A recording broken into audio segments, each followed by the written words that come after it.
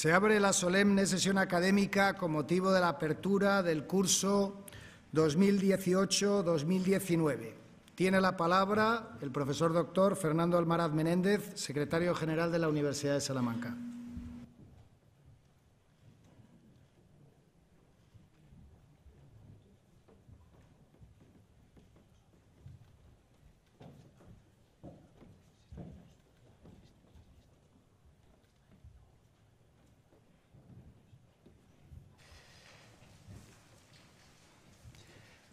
Señor Rector Magnífico, excelentísimo señor Consejero de Educación de la Junta de Castilla y León, señores rectores magníficos y rectoras magníficas, vicerrectores y vicerrectoras, excelentísimas e ilustrísimas autoridades, queridos compañeros de la comunidad universitaria, señoras y señores.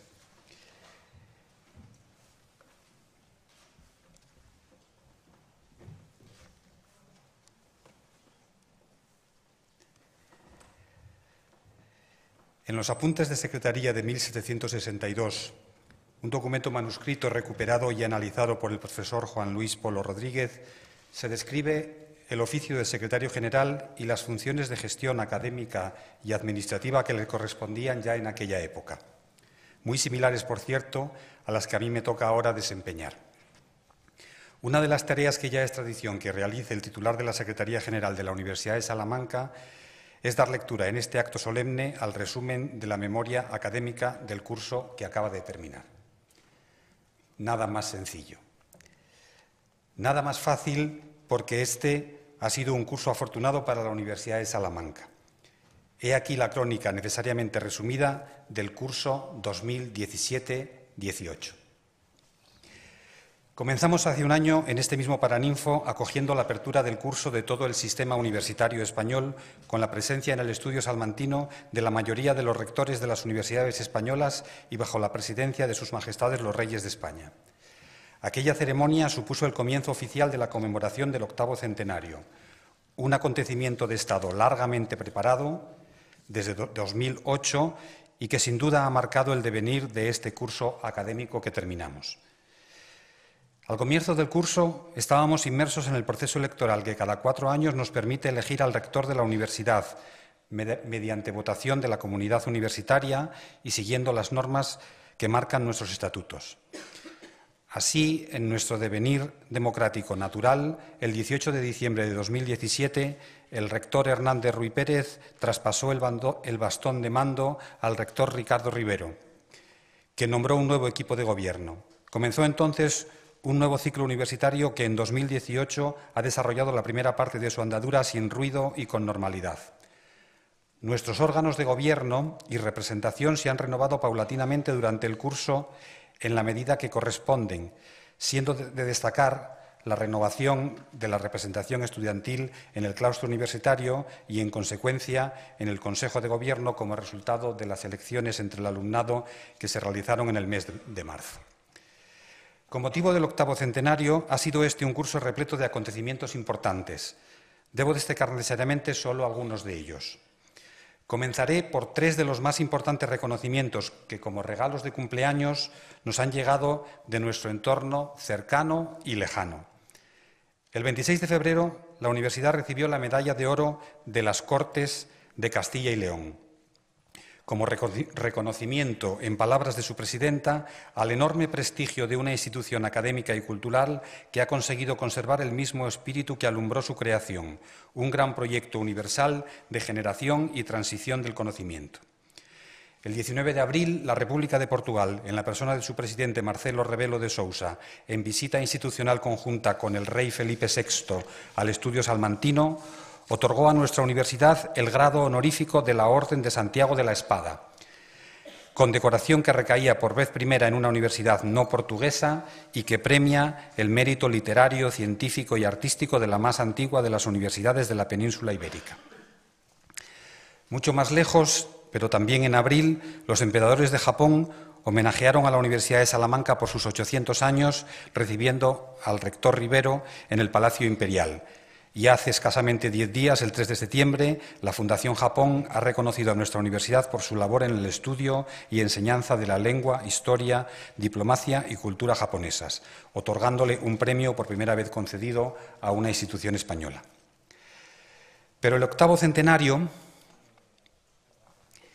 no es solo una celebración de longevidad y resistencia, es principalmente la ocasión perfecta para reafirmar los valores que la Universidad de Salamanca representa. Nuestra vocación europeísta y el compromiso compartido con la construcción europea y con la concordia motivaron la concesión del doctorado honoris causa al presidente de la Comisión Europea, Jean-Claude Juncker, y al excomisario de Asuntos Sociales, Educación y Cultura, Manuel Marín, el 9 de noviembre de 2017. En la misma línea, el 27 de junio de 2018, el rector Ricardo Rivero entregó en Bruselas la medalla de la Universidad de Salamanca al presidente del Parlamento Europeo, Antonio Tajani, por la aportación de la Eurocámara al progreso y la paz de los pueblos de Europa. Hubo también defensa de nuestros valores académicos y sociales en la investidura como doctoras honoris causa el 22 de junio de las filósofas Victoria Camps y Adela Cortina. Defensa de los valores académicos porque ambas están entre los intelectuales más influyentes en el ámbito cultural español e iberoamericano y presentan trayectorias extraordinarias que se identifican con algunos de los mejores valores de nuestra universidad. Pero también defensa del compromiso social de la universidad, ya que la incorporación de estas académicas a nuestro claustro comienza a corregir el significativo sesgo de género que tiene nuestra lista de doctorados honoris causa. Durante 2018, y en defensa de nuestros valores y de los derechos de las personas, seña histórica de identidad de la Universidad de Salamanca, nuestra fachada rica se ha teñido de vivos colores en 3 ocasiones señaladas: el Día de Europa, el Día Internacional de la Mujer y el Día Internacional del Orgullo LGTBI. El 8º centenario nos ha convertido también en el epicentro de la actividad académica mundial. Los días 20 y 21 de mayo celebramos el encuentro de Universia 2018. Más de 700 rectores de todo el mundo, también bajo la presidencia de Su Majestad Felipe VI, reflexionaron sobre la universidad del siglo XXI y alumbraron la Declaración de Salamanca, un compromiso de acciones concretas en pos del avance del sistema universitario. También las más importantes redes universitarias han celebrado aquí sus reuniones anuales con el mismo objetivo de reflexión sobre el papel futuro de la universidad. En junio, el Grupo Coimbra, que nombró presidente honorario al rector de la Universidad de Salamanca, y en septiembre, el Grupo Compostela. Además, durante todo el curso, múltiples congresos internacionales han hecho recalar a miles de expertos de las áreas más diversas en congresos internacionales que se han celebrado en Salamanca, hasta convertirla en embajada del saber de todo el mundo. Mencionaré solo 2 de ellos: el 56º Congreso de Americanistas, el más numeroso de todos los programados, y la Conferencia Iberoamericana sobre Objetivos del Desarrollo Sostenible, que hizo de la Universidad de Salamanca la capital mundial de la concienciación con los compromisos del milenio y la situó en el camino de la próxima Cumbre Iberoamericana de Jefes de Estado, gracias también a la presencia de la secretaria general de la SEGIP y en breve doctora honoris causa por Salamanca, Rebeca Greenspan. Sus Majestades los Reyes de España, que ostentan la presidencia de honor del acontecimiento de Estado, han mostrado su pleno apoyo a la conmemoración del 8º centenario, como lo demuestra la presencia del rey Felipe VI en nuestra universidad, nada menos que en 5 ocasiones en poco más de 12 meses. Este Paraninfo es probablemente el lugar del mundo donde Felipe VI ha estado más veces, aparte del Palacio Real, durante este último año. Las otras 2 que no he mencionado fueron la presentación del Diccionario Panhispánico de Español Jurídico en diciembre de 2017 y la inminente, el próximo martes, con motivo de la reunión de la Carta Magna de Universidades. El mismo apoyo hemos recibido de todas las autoridades del Estado, las locales, las provinciales, las autonómicas y las del Gobierno de España, con la presencia de la vicepresidenta y del ministro de Ciencia, Innovación y Universidades en nuestros actos. Es de justicia que la memoria académica de este curso 2017-18 recoja un gran agradecimiento a todas estas instituciones y también a los mecenas privados por el pleno respaldo y el cariño con que han participado en nuestro centenario, convirtiéndolo en un espectacular mecanismo de visibilidad y valorización de lo que somos, de lo que hacemos y de lo que queremos abordar en el futuro. Además de recibir a investigadores y autoridades académicas de los 5 continentes y convertirnos en la capital mundial de la gobernanza universitaria, se ha desarrollado un intenso programa de viajes institucionales en Europa, Estados Unidos, México, Centroamérica, América del Sur y Japón. Es destacable la presencia de la Universidad de Salamanca en la tercera Conferencia Regional de Educación Superior de América Latina y el Caribe, en Córdoba, Argentina, que se celebró el 15 de junio de 2018, y en la que se celebraba también la Reforma Universitaria de Córdoba. Una reunión que convocó a más de 10.000 gestores educativos de todo el continente y que ha sido el evento más importante del sistema de educación superior de América Latina y el Caribe en 2018. Fruto de esta intensa actividad internacional, se han firmado este curso, 310 nuevos convenios de colaboración internacional. También hemos seguido trabajando intensamente en la consolidación de nuestro liderazgo mundial en la enseñanza del español como lengua extranjera. La Sociedad Cursos Internacionales terminó el ejercicio con un balance positivo tanto en lo económico como en lo académico, atrayendo a más de 7.000 estudiantes a Salamanca y aumentando las actividades de evaluación que se realizan para el Instituto Cervantes, que superan ya la cifra de 200.000 pruebas escritas calificadas cada año. Por su parte, el sistema de franquicias, las escuelas de lengua española de la Universidad de Salamanca, cuenta ya con 14 sedes y consolida su viabilidad económica. La última incorporación fue la Escuela de Gran Canaria en junio de 2018. Independientemente de los eventos extraordinarios del centenario, en este curso académico nuestra actividad docente, investigadora, de transferencia y de gestión organizativa se ha desarrollado, como no podía ser de otra manera, a velocidad de crucero. La Universidad de Salamanca cuenta con una oferta de 66 grados y 16 dobles titulaciones. Las últimas incorporaciones son el doble grado en Biotecnología y Farmacia y el grado de Global Studies. El número de estudiantes en los estudios de grado, incluyendo aquí también los de los antiguos primer y segundo ciclo, se ha estabilizado en los últimos tres años en torno a los 22.000 estudiantes, después de sufrir una pérdida continuada desde el curso 2012-2013, en el que tuvimos casi 26.000 estudiantes. En el curso que ahora terminamos hemos tenido 22.049, de los que casi un 7% fueron de nacionalidad extranjera, 888 estudiantes en total, y el 40% procedían de otras comunidades autónomas del Estado español.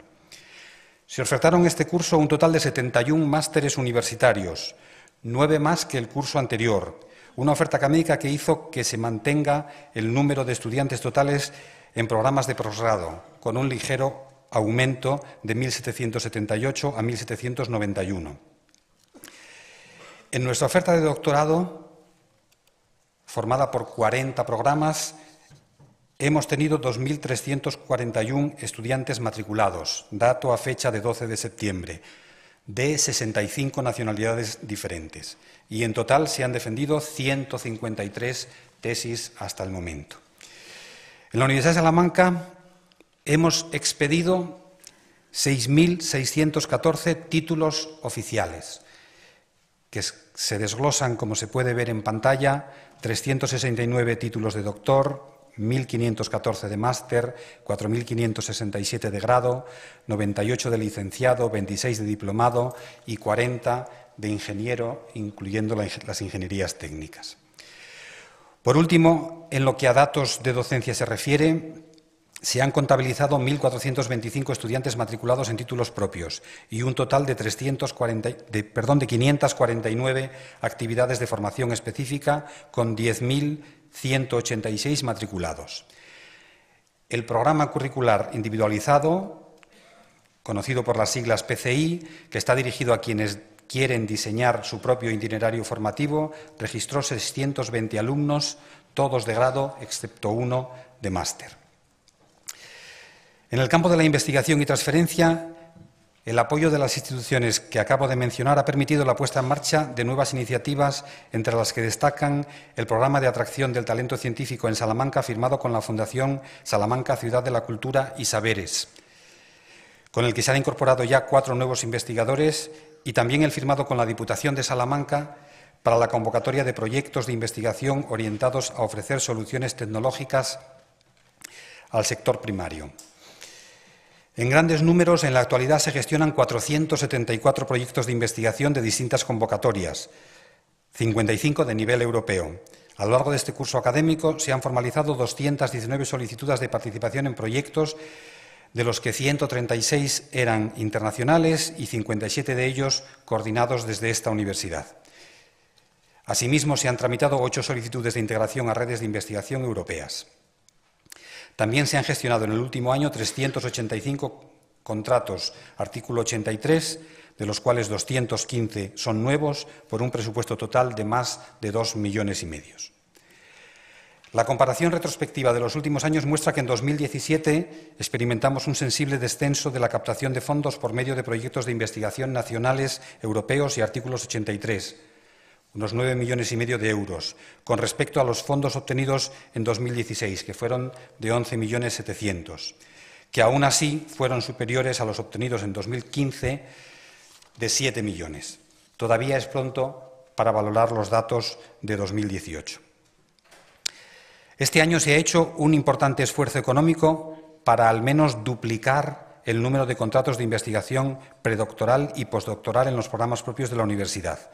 En ellos hemos tenido 247 ayudas para contratos predoctorales y 55 para postdoctorales, otros 251 contratos de personal investigador con cargo a proyectos y 113 técnicos de apoyo de investigación. Ha habido también 105 becas de colaboración, 71 del MEC y 34 con cargo a artículos 83. Han aumentado también los recursos electrónicos disponibles para la investigación de manera apreciable. En este momento, las bibliotecas de la Universidad de Salamanca están dando acceso a 178 bases de datos, 29.047 libros electrónicos y 22.385 revistas electrónicas.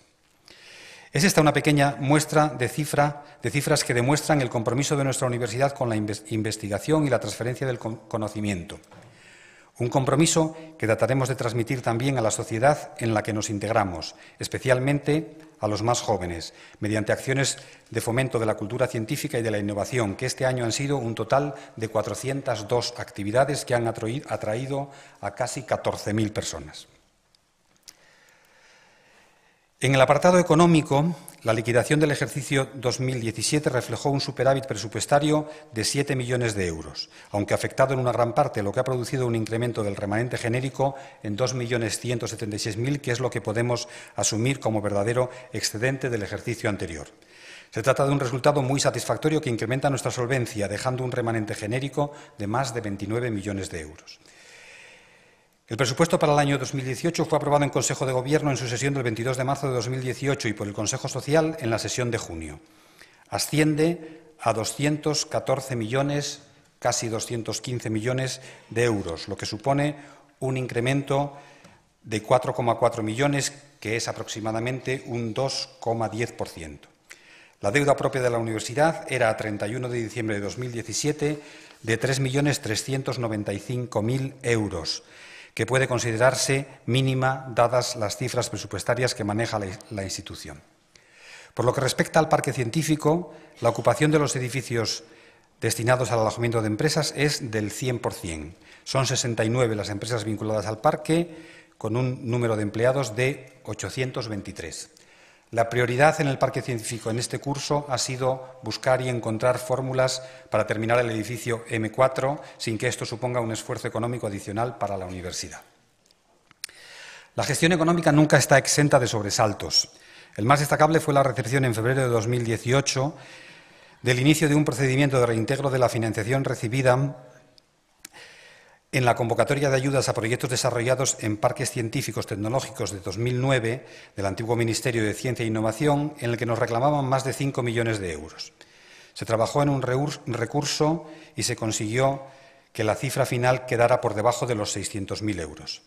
Esfuerzos como este están permitiendo avanzar rápidamente hacia la completa normalización económica del parque.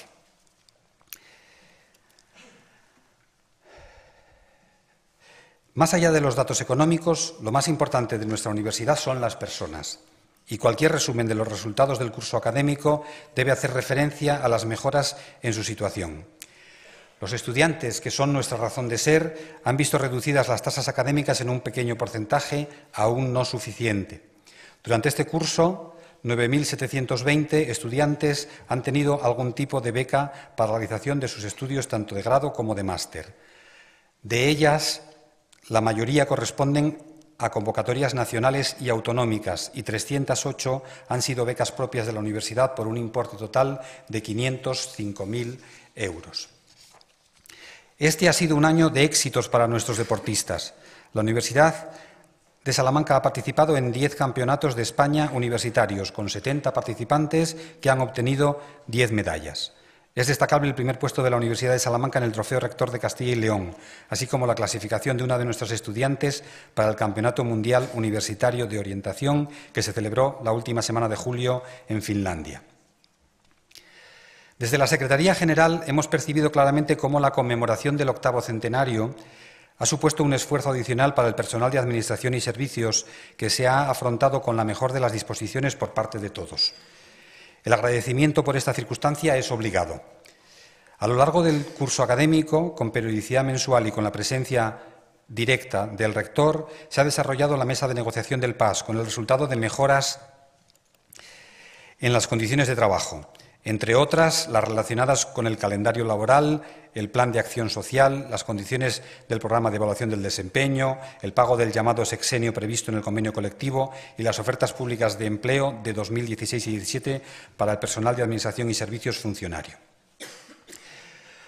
Con una coyuntura favorable y una decidida política de promoción, estabilización y rejuvenecimiento de la plantilla del profesorado, los plenos del Consejo de Gobierno del año 2018 han ido aprobando sucesivamente la creación de nuevos programas de plazas de profesorado, en un proceso que ha culminado con la aprobación en el mes de julio de un Consejo de Gobierno extraordinario en el que por unanimidad se aprobó el Plan Especial del Profesorado en Ciencias de la Salud, un importante acuerdo que responde a las demandas de los departamentos de Ciencias de la Salud y demuestra en particular el apoyo decidido de toda la institución a la Facultad de Medicina. Este año se ha aprobado también una modificación del reglamento de profesores eméritos que incentiva a nuestros académicos excelentes para que puedan seguir aportando su notable capital intelectual a las actividades docentes e investigadoras.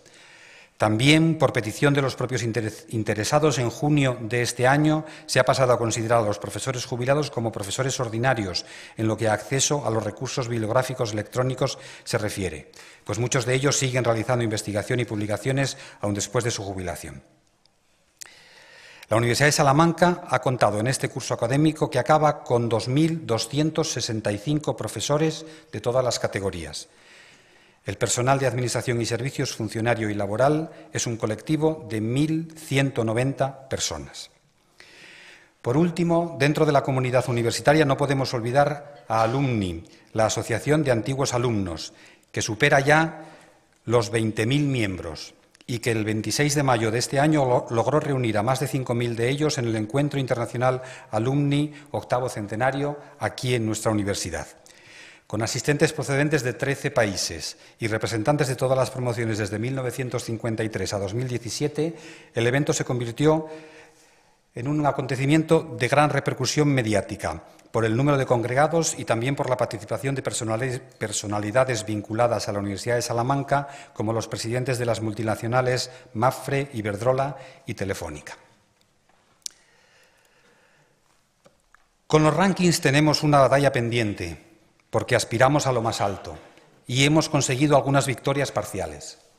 La Universidad de Salamanca se encuentra entre las 300 mejores instituciones del mundo en empleabilidad, según el ranking mundial de universidades QS.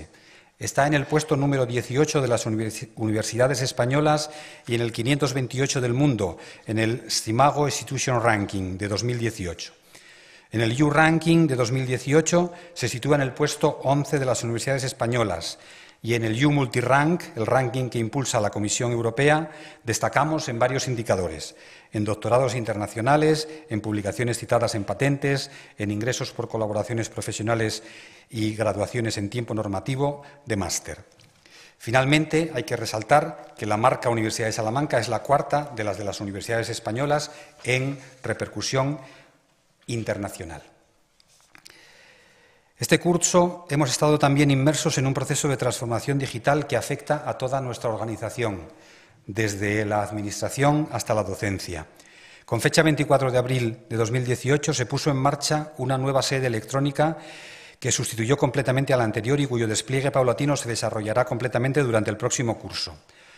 Su implementación lleva aparejado un esfuerzo de simplificación administrativa de nuestros procedimientos, que debe convertirnos en una organización antigua, pero más ágil.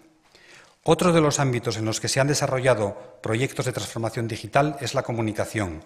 Con motivo del 8º centenario, se han puesto en marcha nuevas plataformas digitales de difusión de contenidos en colaboración con instituciones externas como Radio Televisión Española. Finalmente, he de concluir este rápido repaso al curso académico con un cariñoso recuerdo para todos los miembros de la comunidad universitaria, entendida en su sentido más amplio, que nos dejaron en el último año. Acaba el curso, pero los esfuerzos y conmemoraciones del 8º centenario no han concluido aún. De hecho, el próximo martes tendremos el primer disparo del láser Vega en su máxima potencia y la comitiva académica que recorrerá la ciudad con motivo de la Carta Magna de Universidades.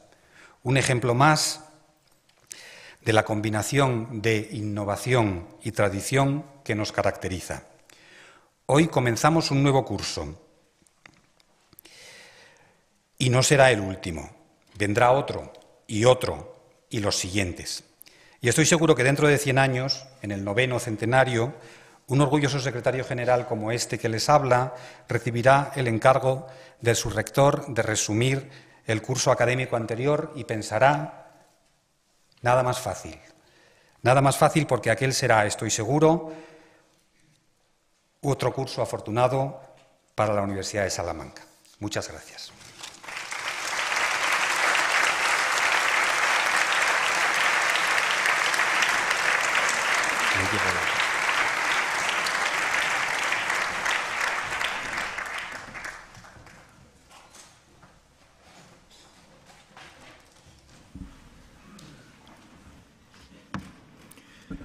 Muchas gracias.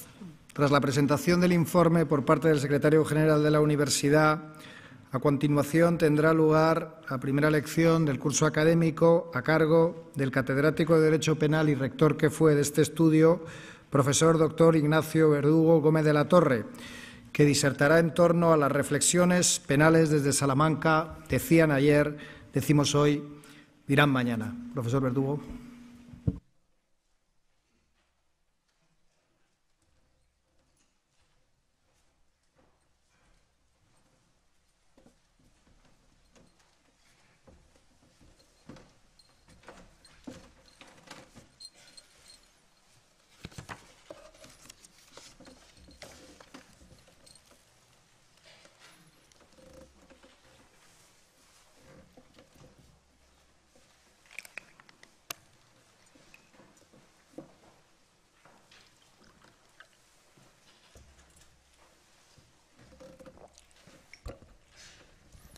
Rector magnífico de la Universidad de Salamanca, excelentísimo señor consejero de Educación de la Junta de Castilla y León, rectores magníficos de la Universidad de Valladolid y León, rectora magnífica de la Universidad Miguel de Cervantes, vicerrectores de las universidades de Burgos y de la Pontificia de Salamanca, autoridades, miembros de la comunidad académica, amigas, amigos, señoras y señores.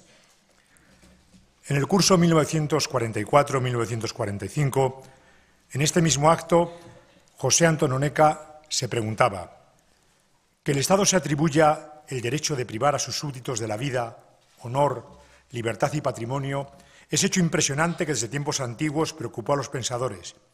¿Cómo se justifica ese terrible poder? ¿Para qué sirve la pena? ¿Pero realmente es tan eficaz como se cree?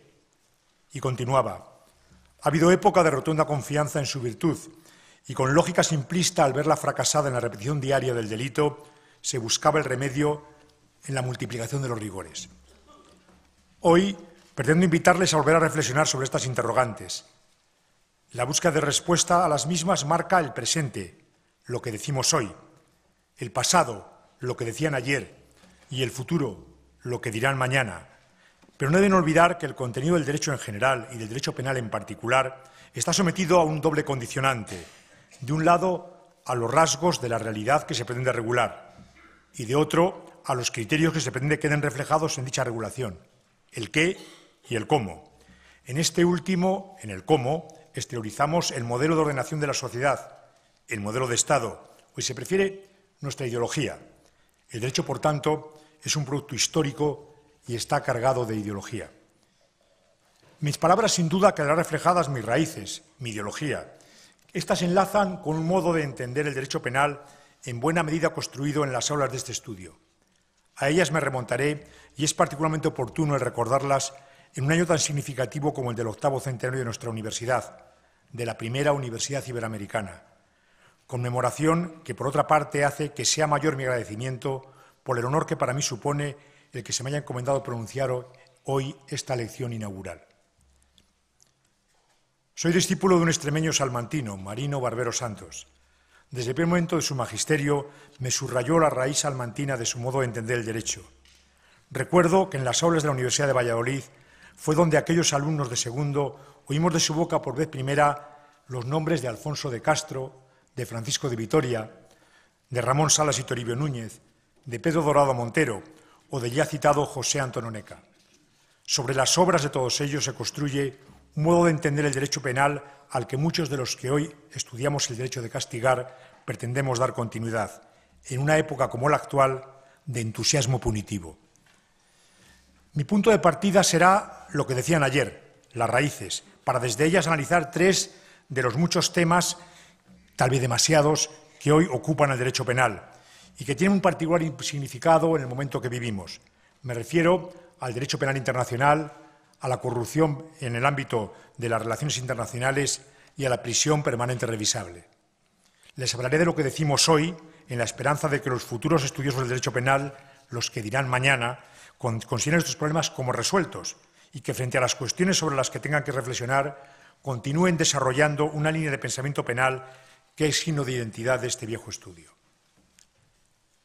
En 1550, un fraile franciscano nacido en Zamora, Alfonso de Castro, publicaba De Potestatis Legis Penales, la primera reflexión sobre el derecho de castigar realizada en nuestro país, lo que en su día hizo que parte de la doctrina española le calificara como el fundador de la ciencia del derecho penal. En aquella época, la justificación del carácter delictivo de una conducta se plasmaba en el quia peccatum est, porque es pecado, afirmación que era coherente con situar en la divinidad el origen del poder, el origen de la soberanía que le ejercía el monarca, y que en consecuencia llevaba a que los delitos más graves fueran aquellos que eran de lesa majestad divina y humana. Alfonso de Castro tomaba como punto de partida una triple clasificación de las leyes: las morales, las puramente penales y las mixtas. Las morales no establecían pena, quedaban fuera del derecho penal, tan solo tenían el reproche derivado de la religión, no así las meramente penales y las mixtas. Estas últimas, que en aquel momento histórico eran la mayoría, tenían un doble reproche, el moral y la pena, mientras que las que denominaba leyes meramente penales solo eran acreedoras del castigo de la pena, pues en este último grupo la realización de la conducta prohibida no era pecado, sino únicamente suponía una desobediencia a la ley, esto es, a un mandato real, no a un mandato de la divinidad.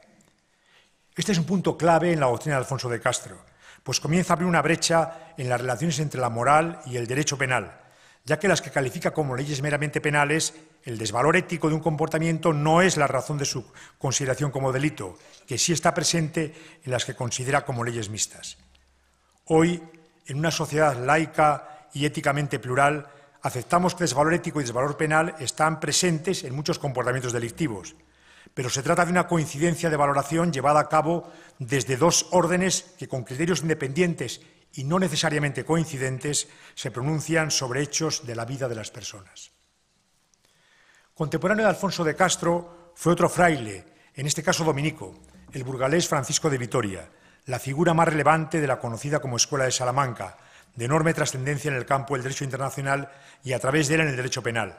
Fue clave su docencia en Salamanca, muy especialmente mediante sus relecciones, en las que está el núcleo de su doctrina jurídica. Las más conocidas y trascendentes son sobre el poder civil, sobre los indios y sobre el derecho de la guerra. El valor fundamental de la obra de Vitoria radica en suponer el paso de las fundamentaciones medievales a las propias del Estado moderno, con la afirmación de la existencia de una comunidad internacional universal, anterior al Estado, que comprende tanto a cristianos como a infieles y que, basándose en la sociabilidad natural del hombre, se estructura en Estados, no sometidos ni al poder del emperador ni al poder del Papa.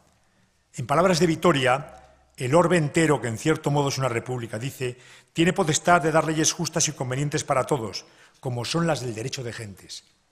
En este contexto de la existencia de un derecho de gentes que también es aplicable a los no cristianos, hay que situar sus reflexiones sobre la fundamentación de los derechos de los españoles sobre las tierras del Nuevo Mundo.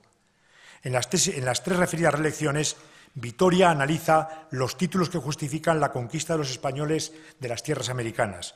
Rechaza dos, que habrían sido claves en la concepción medieval del mundo: la autoridad universal del emperador y la autoridad también universal del Papa.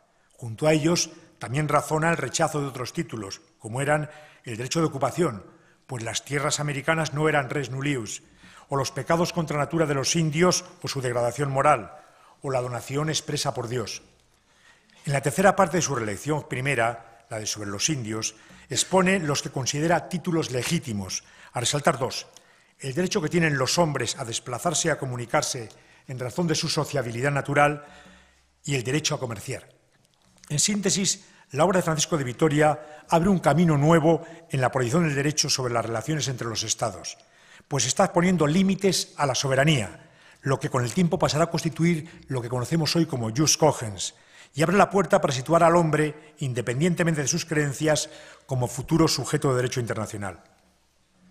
Este modo de entender la sociedad internacional explica la carta de Carlos V al prior del convento de San Esteban, en la que manifiesta, sin mencionar expresamente el nombre de Francisco de Vitoria, su molestia por el contenido de la doctrina del dominico. Escribía al emperador: «Yo he sido informado que algunos maestros religiosos de esa casa han puesto plática y tratado en sus sermones y en repeticiones del derecho que nos tenemos a las Indias, islas y tierra firme». Y tras pedir que se le remitieran todos los escritos y que cesen las relecciones, concluye: «De lo contrario yo me tendré por muy deservido y lo mandaré proveer como calidad del negocio lo requiere».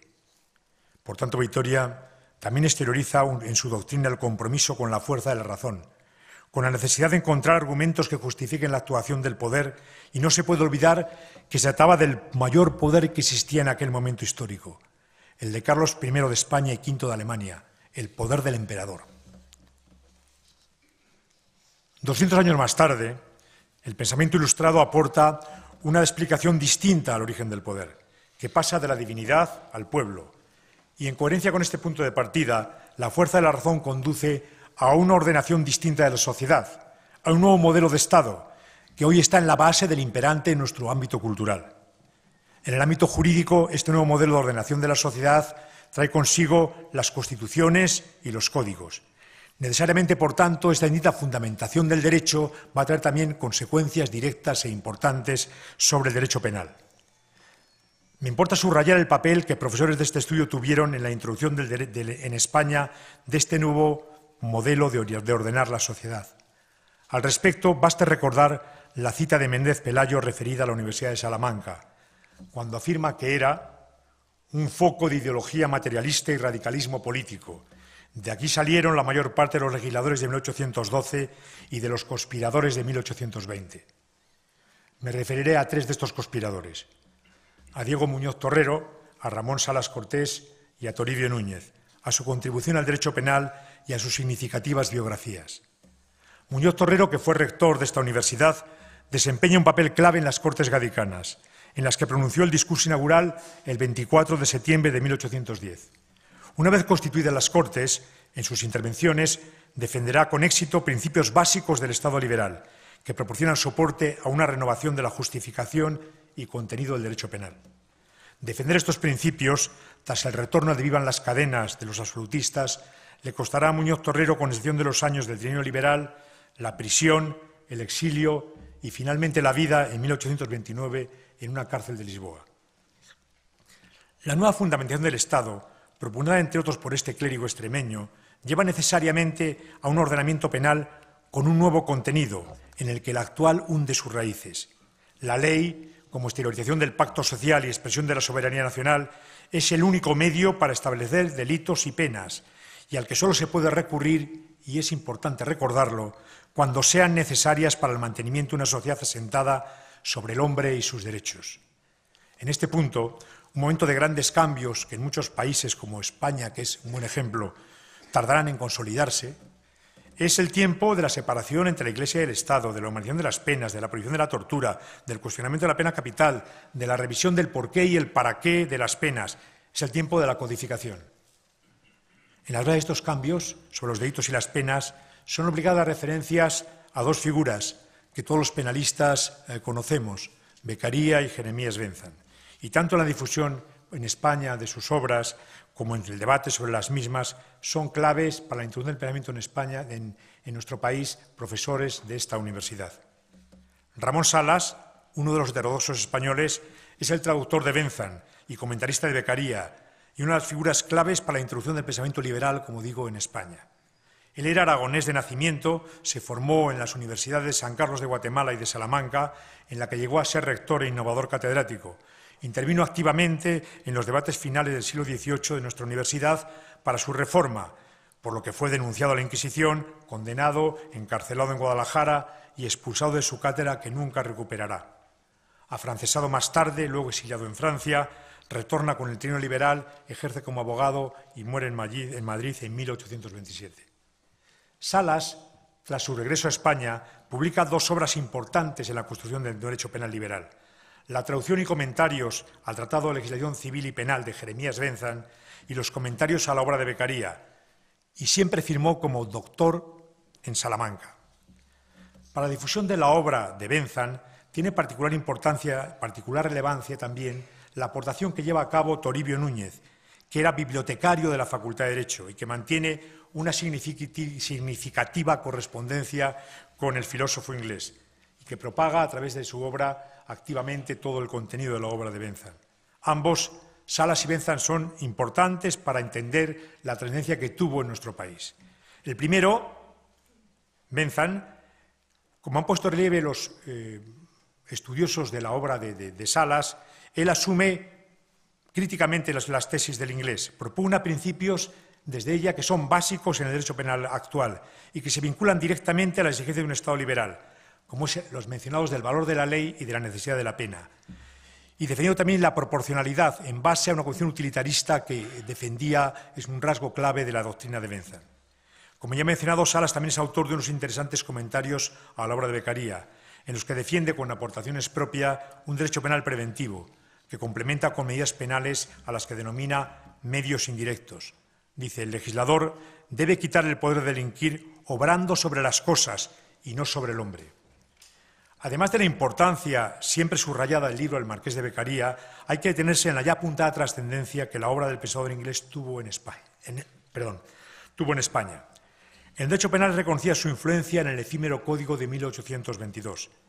Y con carácter general, basta recordar la cita de George Borrow, don Jorgito el inglés, el vendedor de Biblias, que es detenido como presunto carlista y es puesto en libertad por el alcalde de Concurbión, que al identificarlo como inglés afirma sobre Benzan: es el genio más universal que ha producido el mundo, es un Solón, un Platón y un Lope de Vega.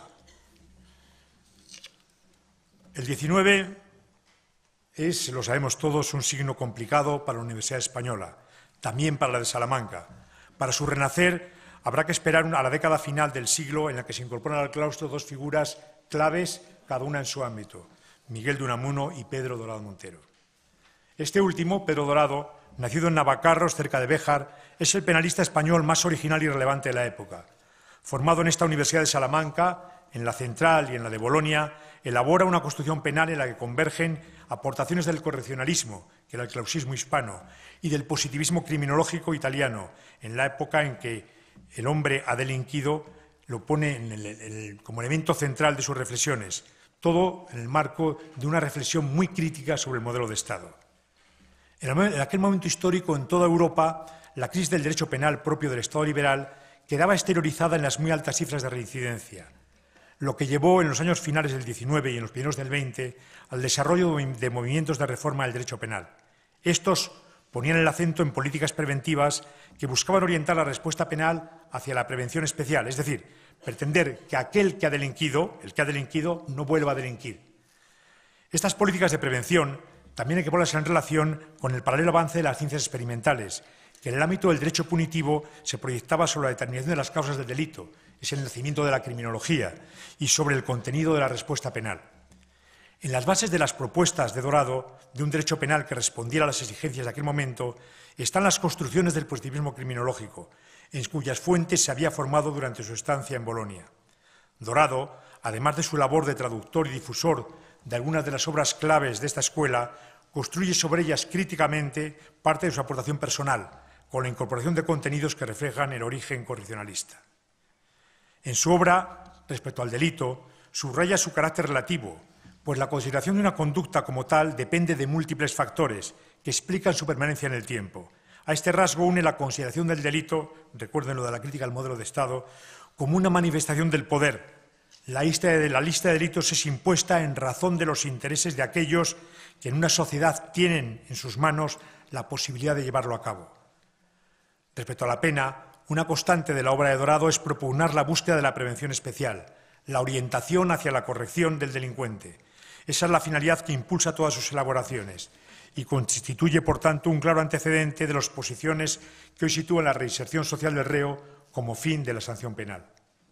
Dorado parte del determinismo de influencia positivista, pero su mencionada base de correccionalismo le lleva a descartar soluciones inocuizadoras de eliminación, que más tarde serán asumidas por ideologías políticas totalitarias.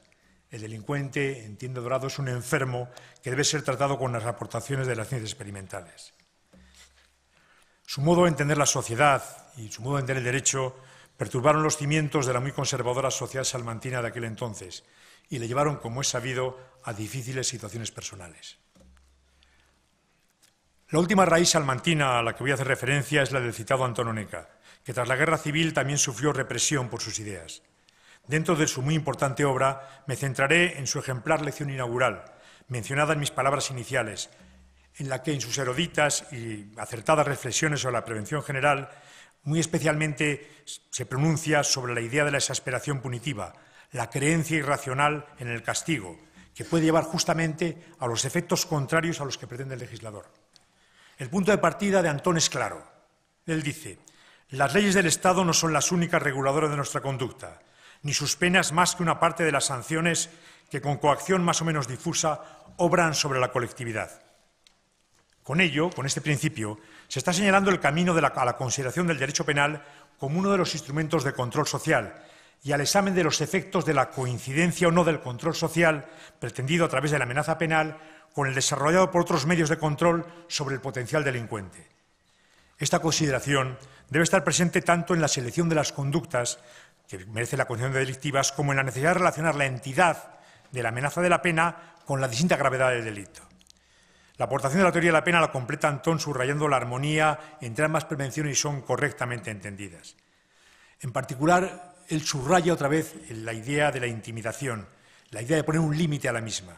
Dice: penas carcelarias especialmente aflictivas, torturas y suplicios a la antigua usanza producirían en la actualidad más desmoralización que la misma impunidad. El camino que hasta ahora les he expuesto, al hilo de las aportaciones de profesores de esta universidad, lo que decían ayer, muestra un modo de entender el derecho penal, de entender su fundamento y su contenido, que en la actualidad, desarrollado, se ajusta a los principios que comprende el programa penal de la Constitución, que exterioriza una sociedad laica en la que se produce una separación entre el derecho penal y moral y que está positivamente condicionada por el desarrollo normativo de los derechos humanos. Debemos intentar proyectar estos principios, lo que decían ayer, sobre los actuales problemas que ocupan el derecho penal, proyectarlos sobre lo que decimos hoy. Ciertamente, la sociedad actual es distinta de la que tenían los autores que he ido mencionando, pero hay principios que están por encima del tiempo y que al exponerlos y propugnarlos debemos, como universitarios y como juristas, estar dispuestos, como ellos lo estuvieron, a asumir, incluso con costes personales, el compromiso con nuestra forma de entender la sociedad a la que debemos servir.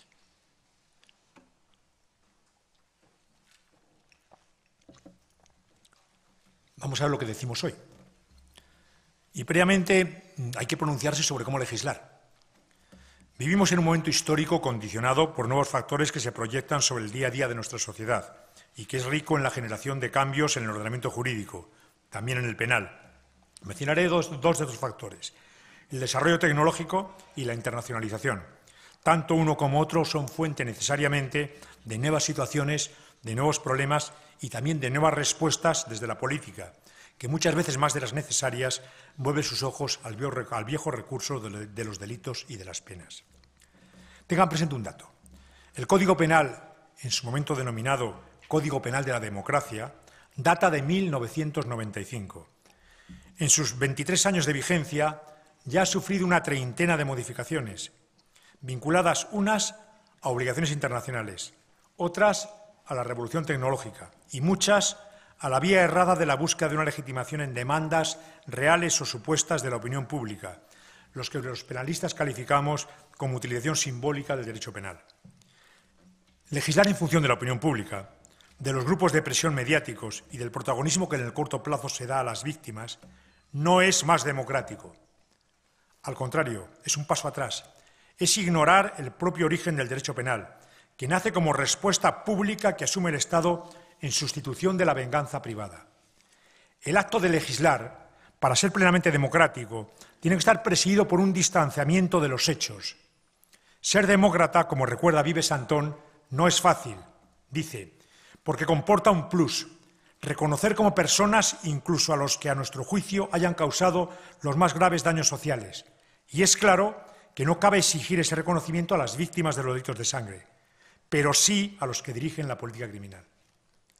Decía al principio que vivimos una época de entusiasmo punitivo, donde ante cualquier problema el legislador recurre a la respuesta penal. Pero la realidad nos muestra cómo bastantes de las últimas y numerosas reformas son dudosamente compatibles con la racionalidad que debe inspirar el recurso al derecho penal. Cómo el legislador a veces olvida que no basta con la legitimación de sus decisiones en una elección democrática, sino que la legitimación también se debe exteriorizar en el contenido de las leyes, en su necesaria racionalidad, que la haga compatible con un Estado como el constitucionalmente recogido. Comparto la posición de quienes entienden que para buscar la racionalidad de las decisiones legislativas hay que profundizar mediante las reformas que sean precisas en las funciones del Tribunal Constitucional, en cuanto que es el garante de esa racionalidad, en la elección de sus jueces, en las relaciones entre el Ejecutivo y el Legislativo y en el propio procedimiento de elaboración de las leyes. Sobre estas bases pretendemos construir lo que decimos hoy respecto al recurso por parte del legislador a los delitos y las penas. En primer punto hablaré de la internacionalización, que es un rasgo de nuestro tiempo que se proyecta en la cultura, en la economía y también en el derecho. En el derecho penal, esta internacionalización determina la existencia de dos grupos de delitos internacionales. Por un lado, aquellos que protegen intereses de lo que es titular toda la humanidad. Son los delitos internacionales en sentido estricto. De otro, aquellos que son internacionales por su modo de comisión, porque implica a varios Estados. Los primeros hacen del hombre el sujeto del derecho internacional y tuvieron su primera exteriorización en la actuación del Tribunal de Nuremberg, que tras la Segunda Guerra Mundial juzgó por crímenes de guerra a altos jerarcas alemanes. En los juicios de Nuremberg se aplicaron los conocidos como principios de Nuremberg, que enumeraba los comportamientos que se consideraban crímenes contra la paz, crímenes de guerra y crímenes contra la humanidad.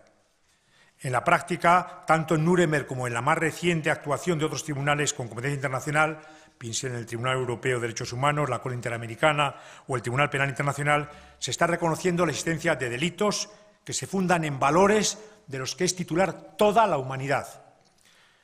Son los delitos internacionales en sentido estricto. El Estatuto de Roma establece que son el genocidio, los crímenes de guerra, los crímenes contra la humanidad y, tras la Conferencia de Kampala y a partir de 2017, los crímenes de agresión. Respecto a estos delitos, la posición de nuestro ordenamiento se caracteriza primero porque lo reconoce, porque lo recoge en el Código Penal, porque establece su carácter de imprescriptible, pero el problema es otro. El problema es respecto a la necesaria aplicación de estos delitos. Hasta las reformas de la Ley Orgánica del Poder Judicial de 2009 y 2014, la Audiencia Nacional tenía competencia, aplicando el principio de justicia universal, de juzgar estos comportamientos.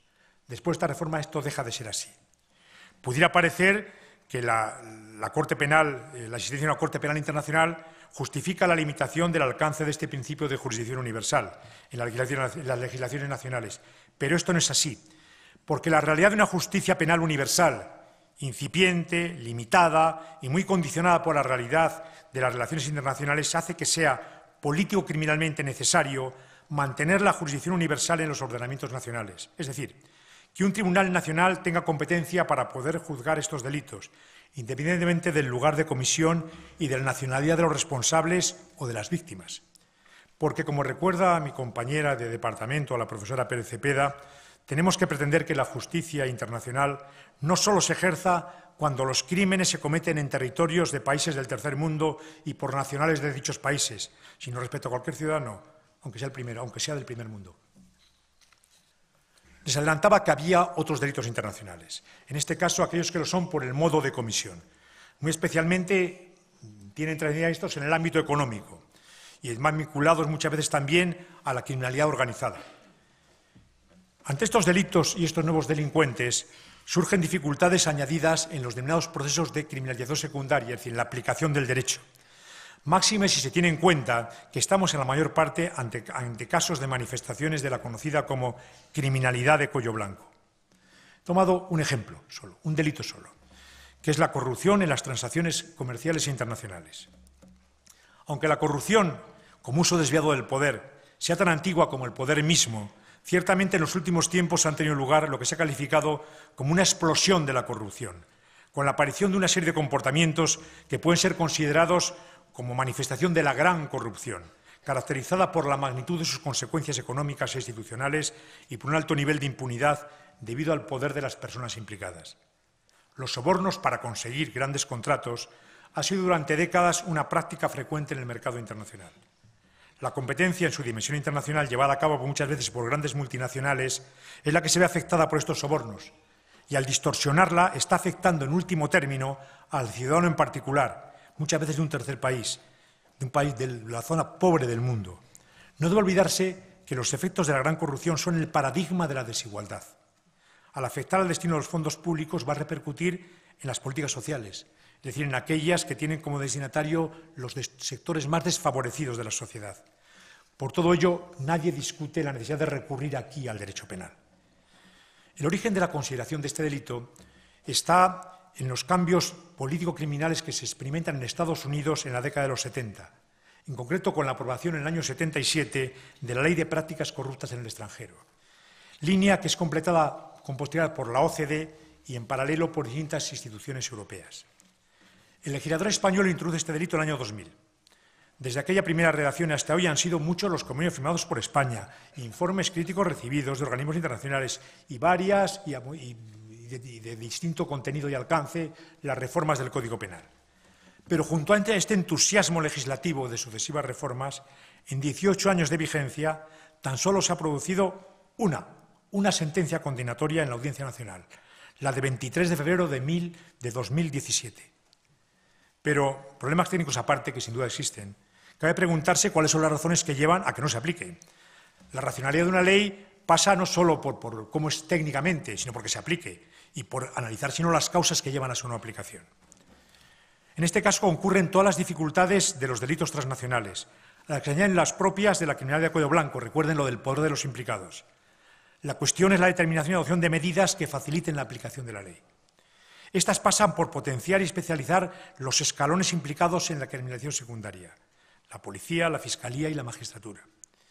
Pasa junto a ello por profundizar en las medidas procesales contra la gran corrupción que impidan que los procesos se eternicen y hagan surgir la sensación en la sociedad de la impunidad de estos comportamientos. Procesalmente también habría que abordar el debate sobre la vía de protección de los denunciantes y a los que colaboran en la Administración de Justicia, que ha sido la vía seguida en Brasil en el caso Lava Jato y en el caso Odebrecht. Finalmente, dado el carácter transnacional de estos comportamientos exige colaboración entre los Estados. Pero vayamos a un último problema, señor rector. Un problema que nada tiene que ver con los anteriores, muy distinto. En 2015, el legislador español da un paso en su política de progresivo endurecimiento de la legislación penal, al introducir en el catálogo de penas la pena de prisión permanente revisable. La pena de cadena perpetua había estado prevista y presente en los códigos decimonónicos y desaparece en el Código de 1928. Y no se vuelve a incorporar a nuestra legislación hasta esta última reforma. Eso sí, con la determinación de prisión permanente revisable. Término este último al que el legislador pretende vincular la conformidad con la Constitución de la nueva vieja pena. No es gratuito recordar cómo las cadenas que llevaban los condenados a esta pena en nuestros primeros códigos desaparecieron en el Código de 1870 y cómo, siendo Victoria Kent directora de prisiones, las de la cárcel Modelo de Madrid sirvieron en 1934 para la construcción de la estatua de Concepción Arenal situada hoy en el madrileño Parque del Oeste. Pero hay que preguntarse si era necesaria la recuperación de una pena de esta duración, en un código como el nuestro ya bastante severo y en un país con bajas tasas de delitos de gran gravedad, y en cualquier caso si es compatible con el contenido de nuestro texto constitucional. La respuesta a la necesidad de pena hay que ponerla en relación con la finalidad que se busque con ella. El legislador, como afirma la exposición de motivos de la reforma, vincula su necesidad a fortalecer la confianza en la Administración de Justicia, que se hace depender esta confianza de que exista, nos dice textualmente, una garantía de resoluciones judiciales previsibles que además sean percibidas en la sociedad como justas. Luego, si damos por buenas estas afirmaciones, pareciera que hasta ahora las resoluciones judiciales no son previsibles, o si se prefiere, las que tienen por objeto delitos particularmente graves son poco previsibles y que además, con carácter general, son percibidas por la sociedad como injustas. Entiendo, al menos para mí, estas razones no son aceptables para justificar la necesidad de la reforma, pero acepto que esta valoración no sea compartida, lo que necesariamente nos conduce a plantearnos su constitucionalidad, que en cualquier caso todas las decisiones legislativas deben pasar por su conformidad con el texto constitucional. Esto debe ser así, aunque otros países tengan esta pena y aunque el Tribunal Europeo de Derechos Humanos respecto a estos países lo ha aceptado con condiciones. La cuestión es si una pena de estas características es compatible con nuestra Constitución. En primer lugar, si es compatible con la reinserción social del artículo 25.2, que impide que la reinserción social, aunque pueda concurrir con otros fines de la sanción penal, sea excluida por estos. Difícilmente puede estimarse con carácter general se respete este contenido de reinserción social. Baste con el supuesto carácter revisable de la prisión permanente. Coincido con el muy amplio sector doctrinal que entiende que la revisión será, en la práctica, muy improbable y no objetiva, sino aleatoria. A esta afirmación llevan los plazos legalmente establecidos para acceder a la revisión y los requisitos para que sea concedida, que proporcionan protagonismo a rasgos que poco o nada tienen que ver con la reinserción social. En segundo lugar, es difícil sostener que una pena con este contenido pueda pasar el otro filtro, el de la exclusión de las penas que por su contenido sean inhumanas o degradantes del artículo 15. Ya lo puso en relieve el pensamiento ilustrado, y es particularmente significativo y muy difícil, casi imposible de refutar, el contenido de la carta que los condenados al ergástolo, la prisión permanente revisable italiana, dirigieron al presidente de la República. Recordemos su primer párrafo. Presidente, estamos cansados de morir un poco todos los días. Hemos decidido morir de una sola vez. Pedimos que nuestra pena cadena perpetua se convierta en pena de muerte.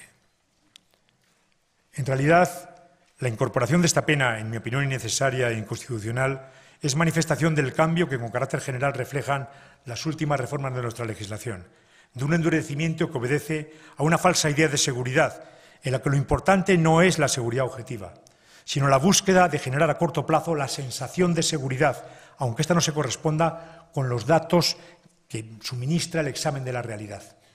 De hecho, en el conjunto del derecho penal, esta orientación cambia el destinatario de la pena. Esta deja de ser un mensaje de prevención que tiene como destinatario al ciudadano como potencial delincuente. En su lugar, se busca que la pena genere efectos sobre el ciudadano como potencial víctima. Por eso pasa a ser clave el papel que desarrolla la opinión pública, la pretensión de incidir en su contenido y de recurrir a ella como principio legitimador. Frente a esta situación, es deseable recuperar el viejo camino en cuya construcción colaboraron de forma decisiva profesores de este estudio, el camino de garantías que también debe proyectarse sobre el ciudadano que delinquió y recuperar las políticas de prevención que no son solo políticas que traen consigo el recurso a las penas o a su agravación. Y voy finalizando. Nuestra sociedad de hoy es muy distinta, lo he dicho ya, de aquella para la que se construyeron los primeros códigos. Con certeza la sociedad del futuro será distinta de esta en la que hoy vivimos. También es muy probable que las respuestas que proponga la política criminal y las del ordenamiento jurídico entonces no sean las mismas a las que hoy recurrimos. La cuestión que dejo relativamente abierta es qué dirán mañana los que en nuestras aulas reflexionen sobre el derecho de castigar, sobre su fundamento y sobre sus límites. Mañana, al igual que hoy, hay derechos cuyo mantenimiento y proyección ni nuestra sociedad, ni las leyes que en un futuro se elaboren, ni pueden ni deben renunciar. Desde ellos hay que dar respuesta a los nuevos problemas y seguir dándoselo a aquellos conflictos que continúen estando en nuestras sociedades. Este punto de partida tiene que estar presente en todos nosotros, en los que hoy decimos, y espero que continúe estando en lo que dirán mañana. La aspiración a alcanzar la vigencia real de los derechos del hombre, internacional y constitucionalmente consagrados, constituye una idea básica, un objetivo y un límite que tenemos que intentar transmitir a quienes están en nuestras aulas, y no solo a ellos, también al conjunto de nuestra sociedad. Esa es nuestra responsabilidad. No olvidemos que la universidad no solo incide positivamente en la sociedad a la que sirve y que justifica su existencia, impulsando la investigación y en la docencia, el desarrollo tecnológico o los nuevos saberes o profesiones. También lo hace, o lo debe hacer, manteniendo, dudando y potenciando aquellos saberes a los que el recordado Tomás y Valiente se refería en este mismo lugar el día en que fue investido doctor honoris causa, y calificaba como aparentemente inútiles, sin los cuales no habría ni ciencia, ni cultura, ni vida en verdad humana. Hoy, queridas amigas, queridos amigos, hoy he rebuscado en mis raíces, en mis valores. Tal vez haya transmitido como certezas lo que son mis dudas. Permítame que concluya con una cita de Norberto Bobbio que expresa mis certezas, o si se prefieren, mis no dudas. Dice: mejor una libertad siempre en peligro pero expansiva que una libertad protegida pero incapaz de desarrollarse. Solo una libertad en peligro es capaz de renovarse. Una libertad incapaz de renovarse se transforma tarde o temprano en esclavitud. Gracias.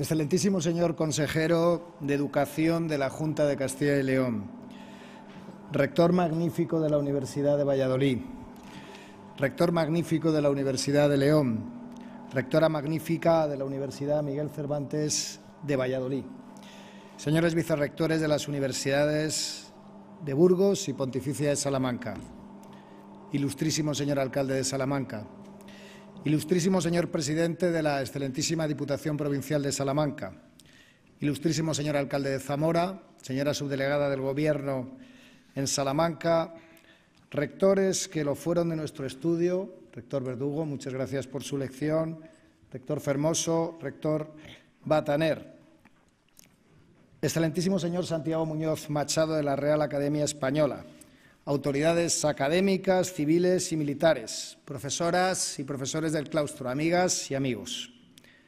Celebramos el inicio del nuevo curso académico, uno muy especial por su perfecta coincidencia con el 8º centenario de la Universidad de Salamanca. 800 años después de la creación de nuestras escuelas en esta ciudad del Tormes, hoy desplegadas también nuestras instalaciones por 3 provincias, incluyendo tanto Zamora y Ávila como Béjar y Villamayor.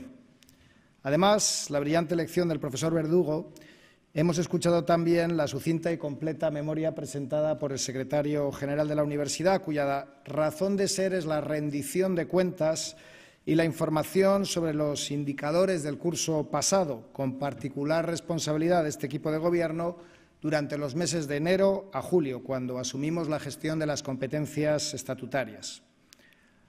Agradecemos a toda la comunidad universitaria, comenzando por cada una de las personas que ha asumido en los últimos años labores de gestión, el compromiso con la consecución de los objetivos institucionales, más si tenemos en cuenta las dificultades afrontadas en años anteriores de ajustes presupuestarios, reducción de efectivos y desmotivación por los retrasos excesivos que sufrieron quienes estaban a la espera de sus legítimas promociones o la estabilización de su situación laboral, derechos que siempre protegeremos convencidos.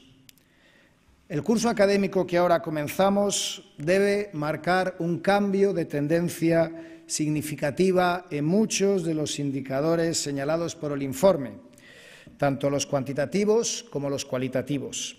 Es vocación del universitario aspirar siempre a mejor, especialmente cuando lo que queremos, a lo que aspiramos, es lograr revertir la reducción de las dimensiones de la comunidad universitaria, su presupuesto, el número de profesores y de estudiantes, un círculo decreciente de los últimos años. Puedo avanzar en este sentido esperanzadores datos de crecimiento del número de estudiantes en la Universidad de Salamanca. Las previsiones de matriculación, según los últimos listados, permiten pronosticar un incremento respecto del año anterior. En lo que se refiere a los másteres y doctorados, nuestros datos también permiten vislumbrar una subida. Son estimaciones aún provisionales, pero he de agradecer a todos los servicios y personas de la universidad, los responsables de los centros, la coordinación de las titulaciones, que estén trabajando a pleno rendimiento para superar los resultados de los cursos anteriores.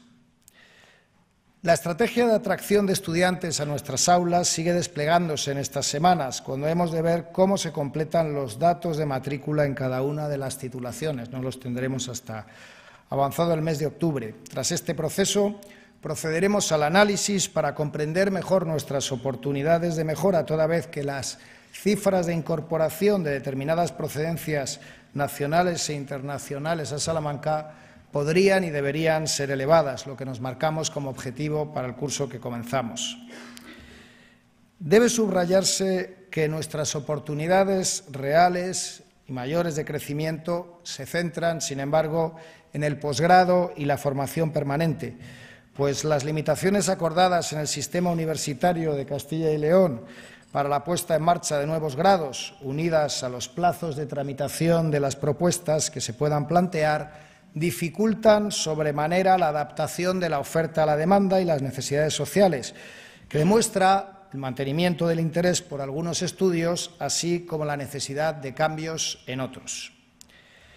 Los estudios universitarios oficiales de grado en la Universidad de Salamanca gozan, en general, de buena salud, tanto por la calidad que acreditan, gracias a la excelente labor de nuestros docentes, como por la percepción de sus destinatarios. Sin embargo, algunas titulaciones concretas requieren replanteamientos.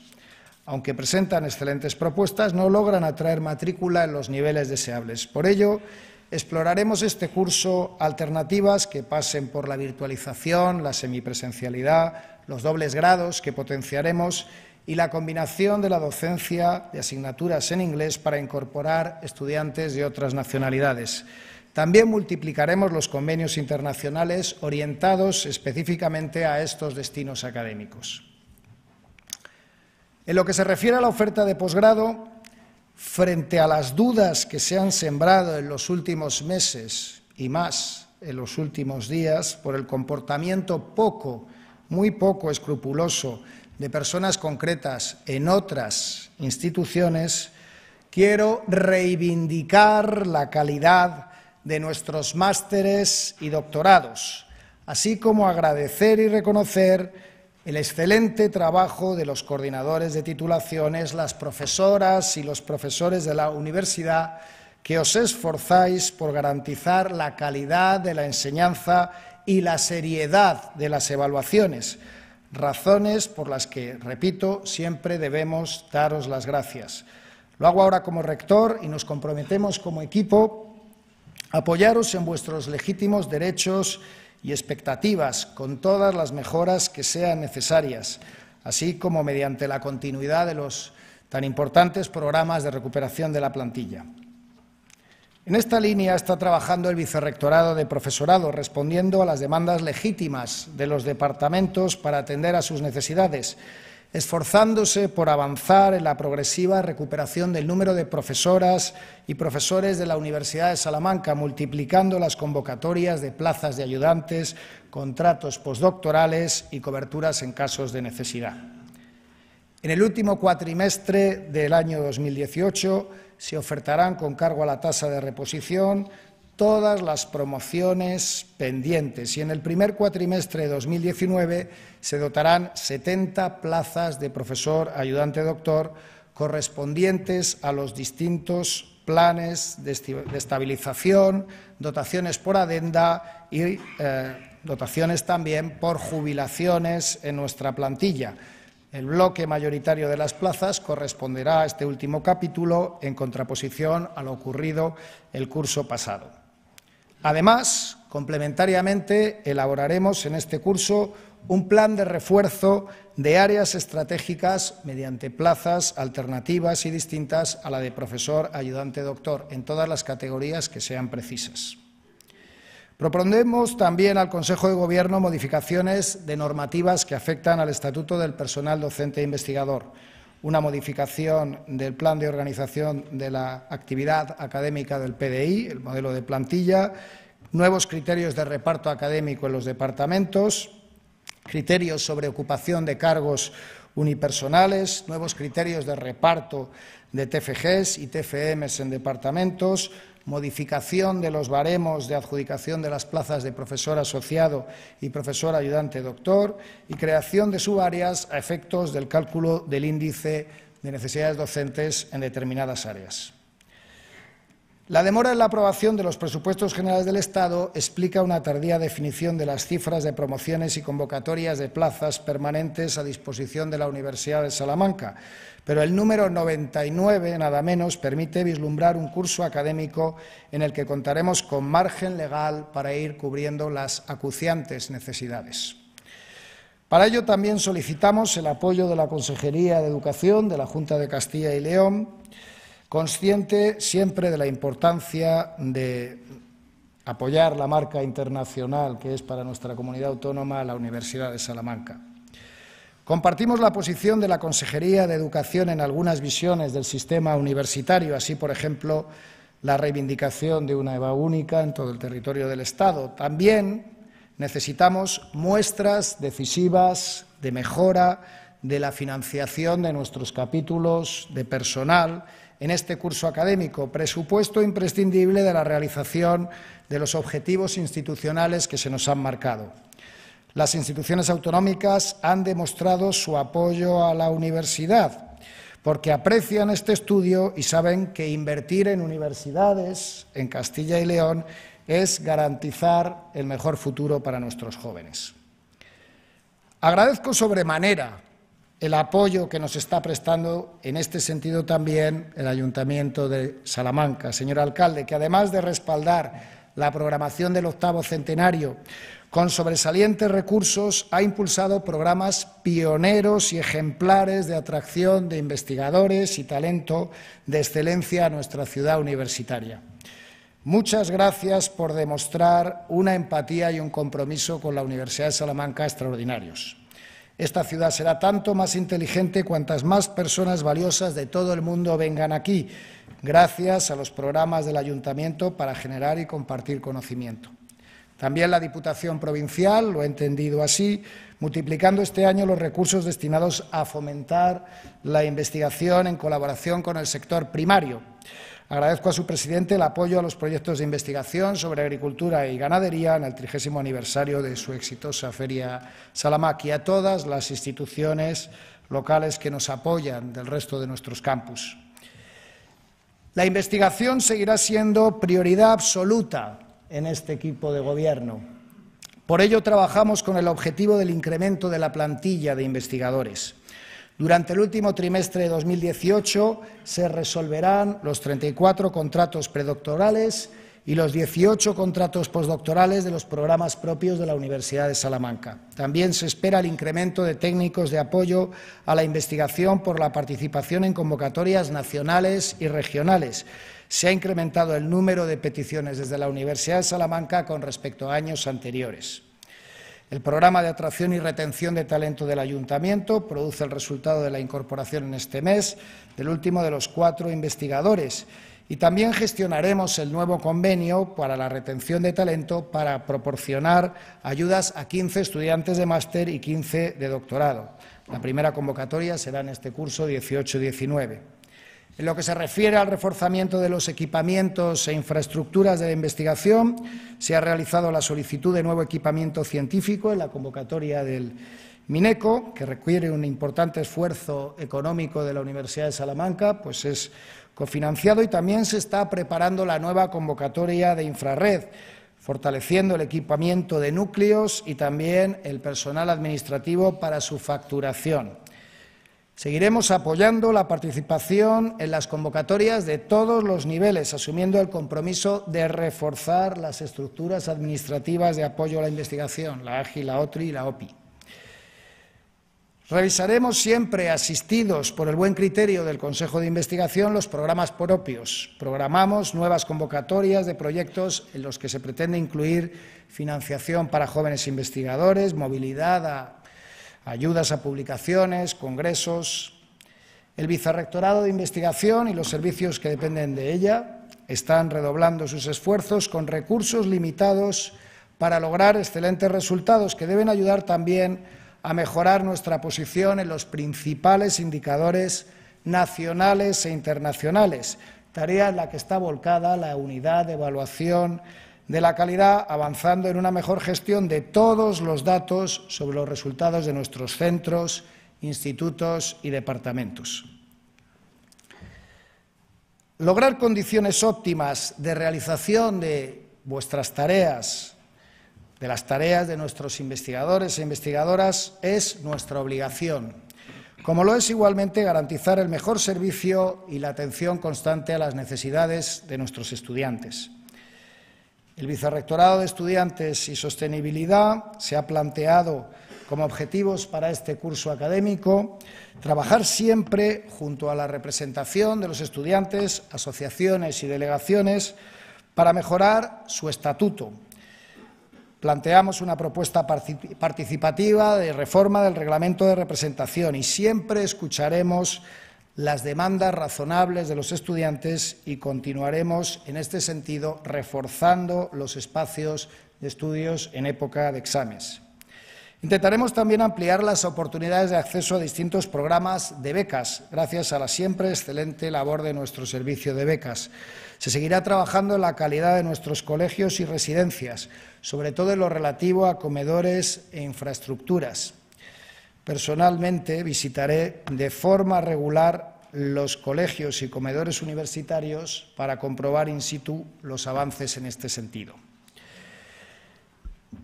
Seguiremos ofertando y apoyando y multiplicaremos la oferta este curso de las actividades deportivas, facilitando además la compatibilidad de los estudios con la práctica de nuestros deportistas de élite. También fortaleceremos este curso el actual SPIU para que se convierta ciertamente en la unidad central de información propia de la Universidad de Salamanca. Una de sus tareas primordiales ha de ser la labor de captación de estudiantes a través de la mejora y actualización de las campañas de promoción. En línea con nuestro compromiso con los Objetivos de Desarrollo Sostenible, también seguiremos trabajando para que la Oficina Verde canalice y realice las labores de sostenibilidad y cumplimiento de los compromisos de desarrollo de nuestra institución. Siempre atenderemos y escucharemos a las asociaciones y delegaciones de estudiantes. Trabajaremos juntos en objetivos comunes, como lo es la prevención de todas las formas de acoso y de discriminación a cualquier persona de la comunidad universitaria, como hemos hecho recientemente promoviendo un cambio cultural en relación a las llamadas novatadas. Cualquier agresión física o moral es radicalmente inaceptable en el contexto universitario. El respeto y la mayor consideración a todas las personas de la comunidad universitaria ha de ser siempre nuestra guía principal, agradeciendo siempre a la plantilla el esfuerzo que están realizando, especialmente en un año tan intenso como este 2018. Agradezco a las compañeras y compañeros del personal de Administración y Servicios su total dedicación a la universidad. Demostráis cada día con la realización de vuestras tareas que os identificáis con la institución a la que todos servimos. Por ello hemos trabajado junto a los órganos de representación con el objetivo de mejorar las condiciones, alcanzando acuerdos en la línea de la promoción, la formación y los incentivos. El día 24 de este mes suscribiremos junto a las 4 organizaciones sindicales un acuerdo marco con representación en la mesa de negociación de la universidad.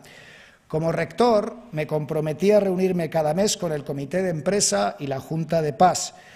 Frecuencia de intercambio de puntos de vista y trabajo conjunto que mantendré este curso, interesándome personal y directamente por todo aquello que afecte a nuestros compañeros y compañeras.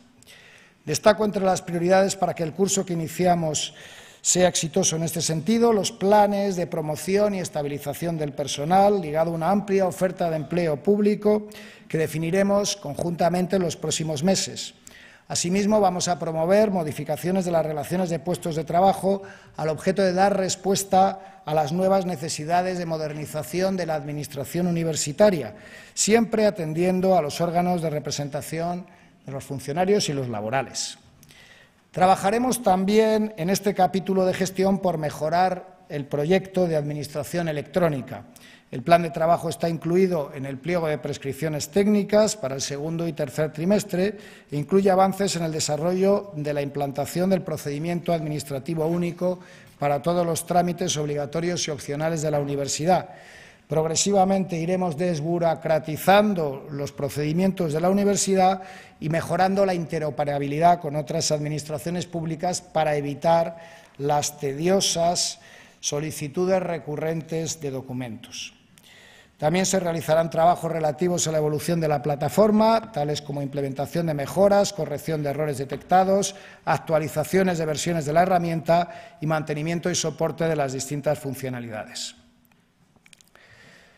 Por supuesto, cruciales son también nuestros objetivos económicos para este curso, en el que nos proponemos aprobar los presupuestos de 2019 con mayor anticipación que en el año 2018 y, en la medida de lo posible, antes de que acabe este mismo año. Para poder hacerlo en condiciones sostenibles de servicio público es absolutamente imprescindible un incremento de la transferencia nominativa de la Junta.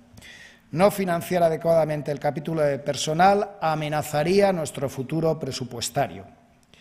Hemos, además de continuar el programa de inversiones en marcha, comenzar las obras de construcción del Centro Internacional del Español en la Plaza de los Bandos, comenzar la segunda fase del edificio de Psicología, avanzar en el edificio de cursos internacionales de forma que se logre que esté operativo en el verano del año 2020, concluir los procesos de cesión de la parcela Q4 del sector 77 por parte del Ayuntamiento y elaborar un proyecto de Facultad de Ciencias y Agrarias y Ambientales, para el que necesitamos el apoyo financiero de la Junta de Castilla y León, y lograr la ejecución de mejoras en las infraestructuras y equipamientos de nuestros centros por valor de al menos 3 millones de euros.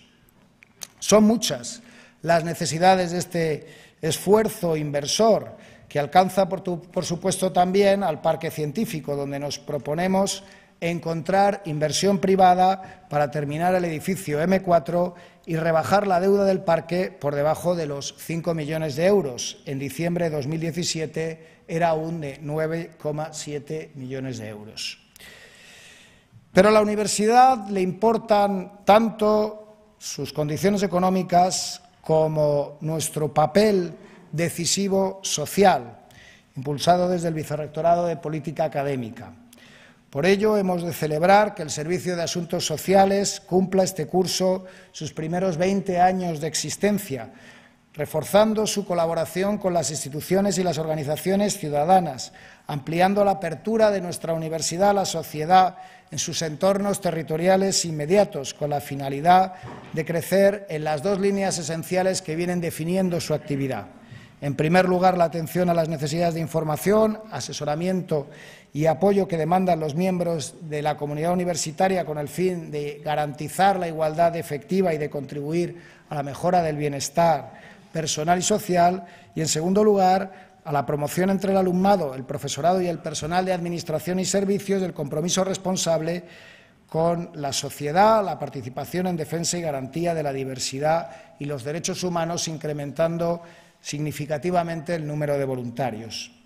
También el Servicio de Inserción Profesional, Prácticas y Empleo, SIPE, continuará ampliando, con la colaboración imprescindible de las administraciones con competencias en materia de empleo y de las empresas patrocinadoras, su ecosistema del emprendimiento y sus programas de empleabilidad dirigidos a los estudiantes y a los recién titulados.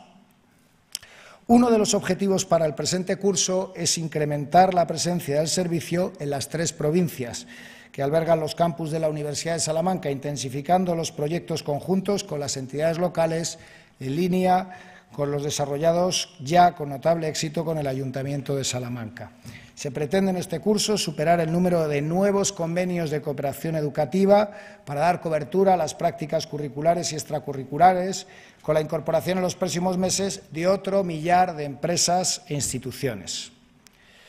También destaco el papel de las actividades culturales, la proyección cultural de la universidad, en el que se despliegan Ediciones Universidad de Salamanca y nuestro servicio de actividades culturales. Ambos continuarán este curso, como ha sucedido a lo largo de todo el año 2018 hasta ahora, muy vinculados a la conmemoración del 8º centenario, buscando, con la coordinación de sus actividades y el máximo aprovechamiento institucional de los recursos humanos y presupuestarios. La conmemoración del 8º centenario de la universidad, coordinada por la oficina creada al efecto, seguirá a lo largo de todo este curso académico. La prórroga del acontecimiento y sus beneficios fiscales, por decisión de la Ley de Presupuestos Generales del Estado para 2018 hasta el 30 de abril de 2020, convierte el curso académico 18-19 en el segundo curso de este 8º centenario. La definición, planificación y gestión de la efeméride en este curso será, sin embargo, diferente a la del curso anterior. Durante todo el año 2018 continuarán los congresos, las exposiciones y los actos institucionales extraordinarios, siendo el año central de la conmemoración. Se seguirá, por consiguiente, cultivando y promocionando la imagen y el prestigio de la universidad, haciendo una especial incidencia en el incremento de su valor público reputacional.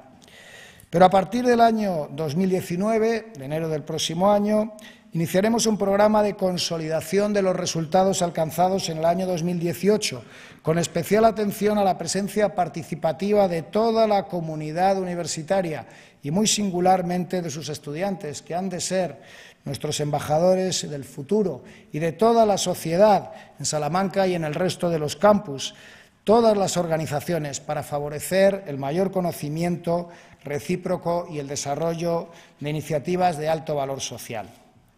Queremos ser una universidad abierta a la sociedad, así como también mostrarnos y ser un equipo de gobierno a vuestro servicio, al servicio de la comunidad universitaria.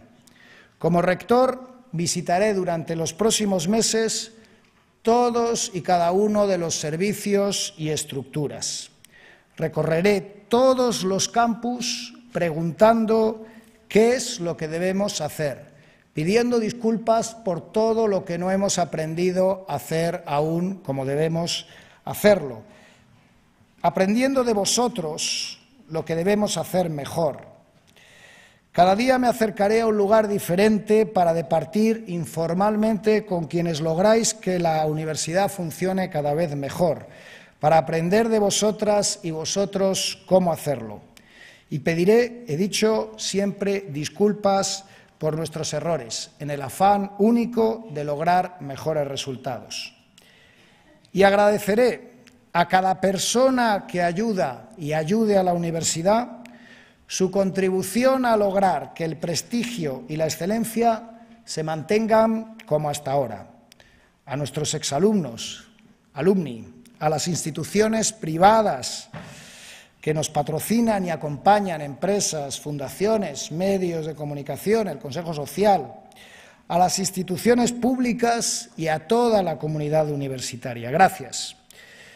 Siempre gracias también al equipo que dedica mañanas, tardes y últimamente noches a trabajar sin descanso hace meses. Gracias a todas, todos, todas las personas de la comunidad universitaria por mejorar nuestra Universidad de Salamanca.